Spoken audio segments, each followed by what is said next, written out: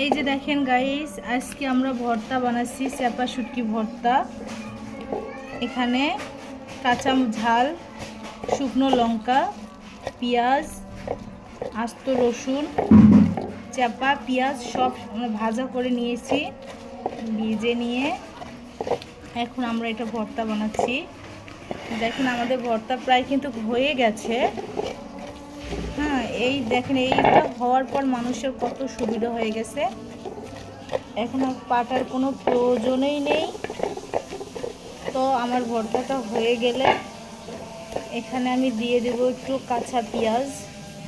সেটা আমি আগে এই যে রেখে দিয়েছি, সেটাও আপনাকে দেখাচ্ছি। কাঁচা পেঁয়াজটা দিলে হয় কি, ভর্তাটা খেতে আরও মজা হয়। এই জন্য কাঁচা পেঁয়াজটা দিবেন সবাই একটু। এটার জন্য ভর্তাটা খেতে অনেক টেস্ট একটা আলাদা। কাঁচা পেঁয়াজের একটা স্বাদ আছে, এটার জন্য আরও বেশি মজা লাগে। এভাবে খেতে কে পছন্দ করেন আমার মতো অবশ্যই জানাবেন। আর এটা অনেক সময় কিনে নেবেন, এটা বাঁশেরটা পাওয়া যায় না, এখন বের হয়েছে কাঠেরটা, একসাথে পাওয়া যায়।